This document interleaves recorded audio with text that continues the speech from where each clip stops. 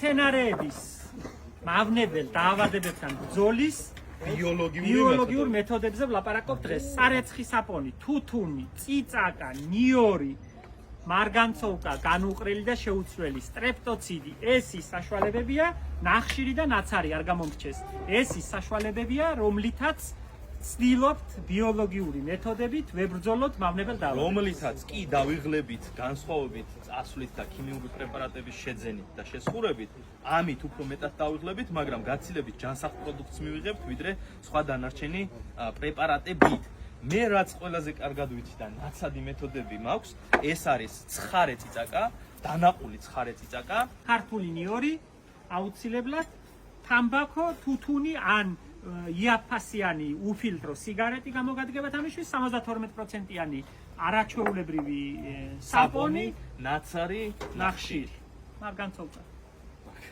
ახლობით 7-8 კბილი ნიორი უნდა დავნაყოთ.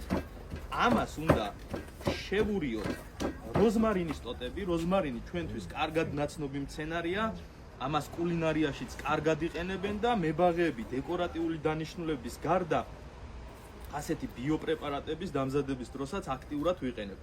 ნივრისა და როზმარინის შერევით, დანაყვით და წყალში გახსნით მიიღება როგორც ინსექტიციდი, ისე ფუნგიციდი. ინსექტიციდი ლათინურად გეუბნებით და ინსექტიციდი არის მწერების საწინააღმდეგო პრეპარატი, ფუნგიციდი არის სოკოვანი დაავადების საწინააღმდეგო პრეპარატი. ესე იგი, მარტივი ენით რომ ვთქვა, ზურამ ეხა ცოტა გაამეცნიერა, მავნებლებზეც და დაავადებებზეც შეგიძლიათ ამ საშუალების გამოყენება. ნიორს ჩემს რეკომენდაციას თუ გაითვალისწინებდით, ჯობდა გამოგეყენებინათ ქართული ნიორი და საერთოდ საჭმელშიც უფრო გემრიელია და ბევრად უფრო მაწიერია. აი ეს იისფერი კბილები რომ აქვს. ეს აგერ მეორე სპეციალურად თქვენთვის სანახავად მომიღე, ეს გახლავთ ირანიდან შემოტანილი, ბევრად უფრო იაფი ღირს, მაგრამ მაწევრობა ბევრად ნაკლები აქვს. ამიტომ ყოველთვის საჭმელადაც და ამ საქმისთვისაც ჯობია ნიორი იყოს იისფერ ფურცლიანი. ეს ძველი ქართული ჯიში, რომელსაც მე ძალიან ვუვლი და ვამრავლე. თუ ამ ნაყენს 2 საათი მაინც ასე დავაყენებთ და ერთხელ გადავადუღებთ, უკეთესი მოქმედება ექნება და მოქმედების პერიოდი უფრო ხანგრძლივი იქნება, ვიდრე ასე პირდაპირ შესხურებული. ეს რაც შეეხება ნიორს, შევაჯამოთ, ეს არის მწერების და დაავადების სოკოვანი დაავადების საწინააღმდეგო. ხშირად გვეკითხებიან როგორ მოვაშორო ბუგრი ყავს მცენარეს. აი ვარდის კოკორთან უდევს 3 ცალი ვარდი და აქ აქვს ბუგრი. დალოცვილო, აიღე ძმრიანი ბამბა ან სპირტიანი ბამბა და მექანიკურად ხელით ეს მწერი ბუგრი კოკორთან მოაშორე. სულ არ არის რთული, არ არის ძნელი. არ ჭირდება ამდენი ჯადოსნობა. შემდეგი ამბავი არის მწარე წიწაკა, ჩვეულებრივი ცხარე წიწაკა, კი ბატონო. ჩვეულებრივ წიწაკას ვნაყავთ, შეგვიძლია დანითაც დავჭრათ, შეგვიძლია დავნაყოთ. ოდნავადაც რომ დაეჟეჟოს კანი, სრულიად საკმარისია. ეს უფრო ძლიერი ბიოპრეპარატია მწერების წინააღმდეგ, ვიდრე ნიორი. ეს შეგვიძლია გამოვიყენოთ პომიდორზე წვრილი მწვანე ბუგრები რომ არის, დეკორატიულ მცენარეებზე, ახლა ხრიზანთემები აყვავდება ცოტა ხანში და მაგანიცის ხოლმე ზემოდან შავი ბუგრების გაკეთება, წვრილი მწერების ესე მარცვლებივით ასხმა და ამისი ნაყენი შეგვიძლია რომ იქ გამოვიყენოთ. ოღონდ 5 დღე მაინც უნდა დავაყოვნოთ ეს წყალში. ცოტა ამჟავდეს. მერე ავადუღოთ, გადავადუღოთ, ოღონდ ვეცადოთ რომ გარეთ გავაკეთოთ, შიგნით ძაფრსუნს აყენებს სამზარეულოში და ძნელი გასაძლებია. გადადუღების და გაციების შემდგომ ესეც არაჩვეულებრივი ბიოპრეპარატია. სანამ ზურა წიწაკას ნაყავს და წიწაკის ნაყენს ამზადებს, მე ჩემთვის ძალიან ძვირფასი გამოცდილ, დიდი ხნიდან გამოცდილ ჩემი მასწავლებლისგან, ჟუჟუნა ავალიშვილისგან მიღებულ, მემკვიდრეობით მიღებულ რეცეპტს გაგიზიარებთ. ეს არის ჩვეულებრივი ყველაზე დაბალხარისხიანი თამბაქო, თუთუნი, რომელიც ბაზრებში იყიდება. ან თუ თუთუნზე ხელი არ მიგიწვდებათ, მაშინ უფილტრო სიგარეტები რომ არის ყველაზე მყრალი, ყველაზე იაფიანი. იმ თამბაქოს ავიღებთ, ქილას გავავსებთ, კარგად ჩავყრით ქილაში და დავასხამთ წყალს. ასეთ აყენებულ ქილას თავს დავახურავთ და 3-4 დღე სიბნელეში შევდგამთ. ამის შემდეგ იქიდან გამოგებულ ხსნარს გავძრავთ წყალში 1 ლიტრს 10 ლიტრს წყალში და იმით შევასხურებთ ბუგრების წინააღმდეგ, მავნებლების წინააღმდეგ, პატარა სოკოებსაც უშველის და მოაშორებს. ძალიან ეფექტური და გამოცდილი საშუალება.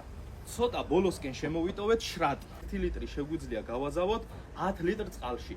ასეთი ნაზავით ნებისმიერი ბოსტნეულის შეწამლა და მათ შორის დეკორატიული მცენარის შეწამლაც შესაძლებელია. ბავშვებისთვის თუ გნებავთ უვნებელი პროდუქტი, უვნებელი მწვანილი, ჯანმრთელი მოსავალი, ეს არის შეუძლებელი საშუალება განსაკუთრებით სოფელში. როცა შრატს მხოლოდ ღორებისთვის საკვებად გამოიყენებს, სხვა არაფერში აღარ გამოდგება. უნდა ვთქვათ ინფორმაციისთვის ერთი მნიშვნელოვანი ამბავი. ბიოლოგიური პრეპარატი ქიმიური პრეპარატისაგან განსხვავებით ხან მოკლე პერიოდით მოქმედებს. ამიტომ მისი მოქმედების სიმძაფრე, სიმკვეთრე თუ გვინდა რომ გავზარდოთ, დავამატოთ პომიდურის ტოტები. ბევრს გაუკვირდება ეს პომიდურის ფოთლები, სულ არა გასაკვირი. მაგრამ ეს არის ის საშუალება, რომლითაც შეგვიძლია ასევე პომიდორს უმკურნალოთ.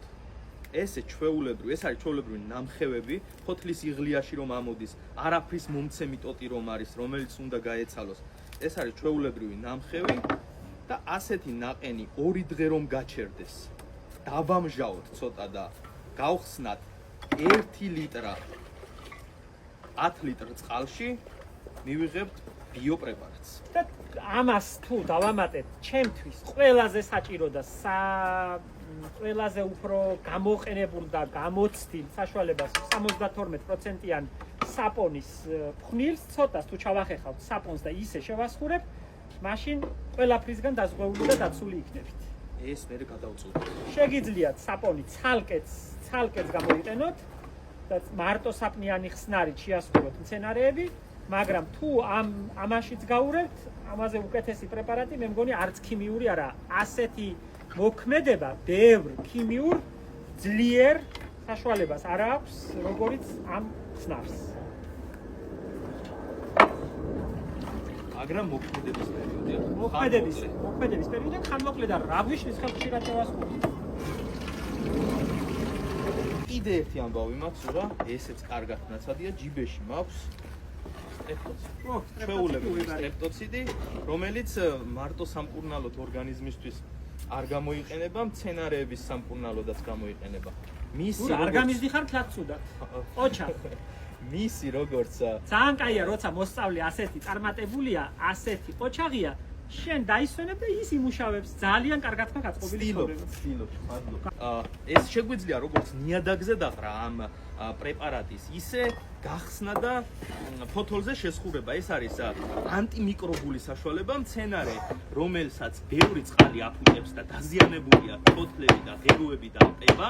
ერთი აბი შეგვიძლია ზურა ბოდიშის მოხდით ისიც უთხრათ, რომ დამპარ მცენარეს არაფერი აღარ შველის და მოწყურებულ მცენარეს ძალიან ადვილად ეშველება. ამიტომ მორწყვის დროს ზომიერება ეს ძალიან მნიშვნელოვანია. ისიც ამის წყალში გახსნა შესაძლებელია 1 აბი 9 litrში რომ გაგვიხსნია და შეგვისხურებია, გაჩერებული ფოთოლი ყობას აჩერებს. ასეთი ფორმით წყალი თუ შეიძლება წყალს ვერ გაჩენი ჭირი მე რამდენი გინდა მოგცემ. არ გვაქვს თუ რა გაჭირება. დავით უთხრავეთ. ასეთი ფორმით 2 საათი გავაჩერებთ და მინების საწმენდი რომ არის, იმაში შეგვიძლია თუ ცოტა რაოდენობა გვინდა, უებარი საშუალება. სურას მომზადებია აგერ ჩვენივრად სანამ მე დანარჩენ საქმეებს ვაკეთებდი, ჩვეულებრივი ხის ნახშირი. თუ კი ნებაღეობაზე ვლაპარაკობ, თუ კი საერთოდ ნებაღეს პრეტენზია აქვს, რომ ნებაღია, ბაღი აქვს, თუნდაც რამდენიმე მცენარე აქვს, არ შეიძლება არ კონდეს ნაცარი და ხის ნახშირი ახლოს ყოველთვის. ეს არის ყველაზე უებარი, ყველაზე კარგი საშუალება. ესეც ყობის საწინააღმდეგოდ, ნეკროზების საწინააღმდეგოდ, დაკალმების დროს, მცენარის ჭრილობის დროს ძალიან კარგი საშუალებაა. ამაში შეგიძლიათ ამოავლოთ კალმები დაკალმების წინ, ღეროები როცა გადაჭრით, ნასხლავი ტოტები შეგიძლიათ ამოავლოთ, ის ცარიელი ჭრილობები დაუმუშაოთ ნახშირით. არაჩვეულებრივი ბაქტერიული მოქმედება აქვს. შესაძლებლობა. თუ მიწა გიხავსიანდება, გიმწვანდება ზედმეტი წყლისგან, თქვენი ნათესარები ლპება, ფესვის ყელის სიდამპლის დროს ნახშირის ფხვნილი არის ერთ-ერთი და შეუცვლელი საშუალება, უებარი. ქვილივით უნდა იყოს, რომ ჭრილობაზე კარგად დაეფინოს. მე სულ მიდევს პატარა კოლოფში და როცა ვაკალმებ, ჯერ კალამს ნახშირის ფხვნილში ჩავაწობ და ისე ჩავაწობ. მონსტერას კალმები რომ მონსტერას კალმები. სასწავლებელში ეგ მახსოვს. კი. მარგანცოლკა მე ვიცი. ჩემ დროს მარგანცოლკა არ იყო და აღარ იყო და ამის გამოყენება არ ვიცი. ხან იქიდან მოვუდგები, ხან აქედან მოვუდგები და ეს ისეთი უებარი ბოლოს მაინც საშუალებაა. დაუთმე ჩემ მასწავლებელს. ილაპარაკო მცენარეების დაცვაზე, ბიოლოგიურ მეთოდზე, უვნებელ მეთოდზე, მცენარეების მავნებელ დაავადებებისგან დაცვაზე და არ ახსენო მარგანცოლკა უსამართლობაა, იმიტომ რომ მარგანცოლკა ყველა მებაღის შეუცვლელი. აი ახლოს რომ უნდა კონდეს სულ და სულ დავკანკალებთ. არის შოვება და გრამობით, მილიგრამობით ძლივს პოულობთ კეთილი ხალხის დახმარებით, ვისაც შემორჩა ცოტ-ცოტა ყველა გვიზიარებს და გვინაწილებს. ეს ის საშუალებაა, რომლის გარეშეც მებაღეობა არ გამოდის. დაკალმების დროს, კალმების ჩასაწყობად, ჩასალბობად.